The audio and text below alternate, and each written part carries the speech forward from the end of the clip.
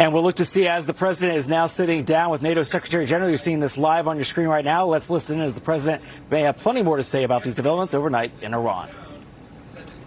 And I think it was really, I would rate it a 10, maybe a 12. A bit of a small ballast, 12. I think. Yeah, no, it's beautiful. Everything is beautiful. And we've had some very good meetings, in particular with Turkey and trade, and now we're meeting with everybody today. As you know, we're going to have a very big meeting with lots of leaders from, I think, every country, right? Every country showed up, They're every all there. NATO country. Yeah. Plus, we have a couple that aren't in NATO that would like to be in NATO, I guess. But it's been very successful. It's been a fantastic meeting. So I'll be having a news conference after we're finished today at about 4:30, 5 o'clock. And I assume most of you will attend. But a lot of things have been determined, and some things haven't, frankly. We attacked very powerfully last night the very dangerous people from Iran. They're sick. There's something wrong with them. We said, go and do your funeral stuff. And instead of that, they start shooting rockets at ships yesterday.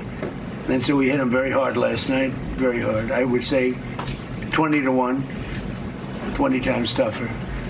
And I told them, every time you hit, we hit. And of course, they're dirty players, so they go after everyone, probably including me. I've been number one on their list for years. And they're a bunch of scum, you want to know the truth. They're scum. And so we don't like them. I don't like them. And they're evil people, and it's the denuclearization of Iran. And we're going to denuke it. We're not going to let them because they're crazy, and they can't have a nuclear weapon. And they go around killing people. They've killed thousands and thousands of our soldiers. They've killed hundreds of thousands of innocent people. They had the roadside bomb, Soleimani. I took care of him, first term. And that was a big thing, because I think it probably would be a lot stronger had he been around, because he was a bad guy, but he was an evil genius, but a bad guy. And he was the father of the roadside bomb. The roadside bomb is a bomb that goes on when you're driving your little vehicle around, and it goes on and you have no legs, no arms, and no face. And they've killed thousands and thousands of people. Even the SS Cole was theirs, you know, if you remember that disaster. So I don't like them at all.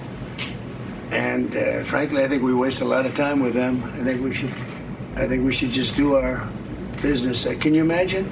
They start shooting bombs, actually missiles at ships yesterday. Saudi Arabia, Kuwait, a couple of others.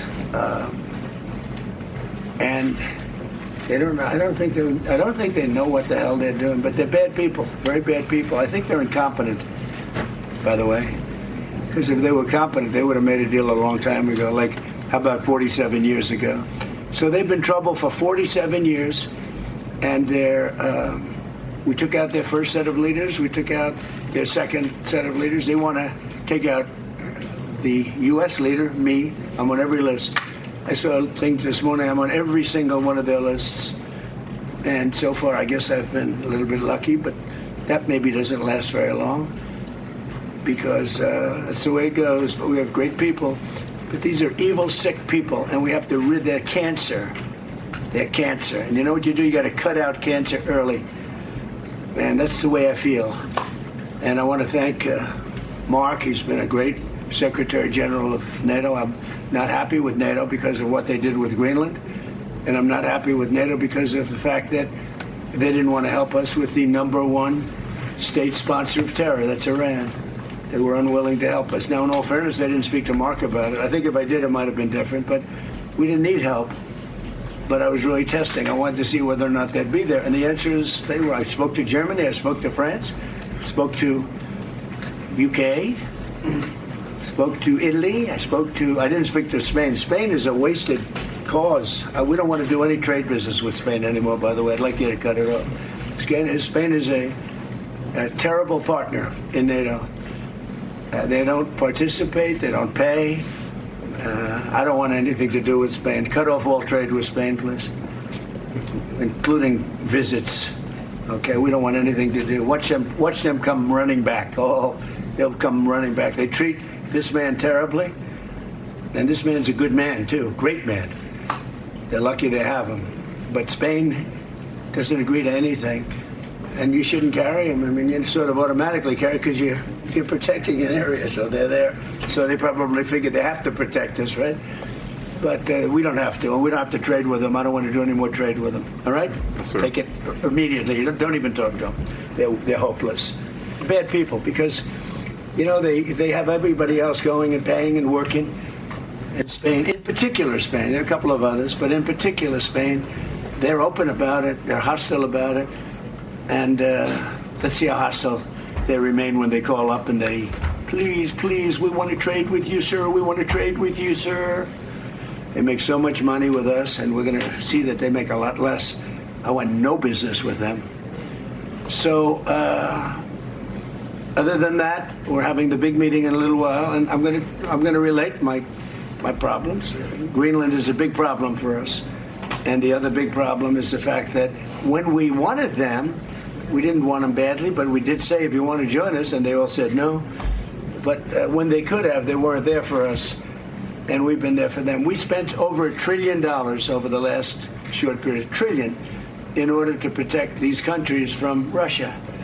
And has nothing to do with us. We have an ocean, but it's been a long-term thing, and they haven't treated us right. And Mark understands that. He understands that. And we're going to work something out, I think, one way or the other. But we've been treated unfairly. We pay disproportionately. We had a time when we were paying 100%. We were paying 100% of NATO, and yet a lot of the countries weren't paying anything. But there was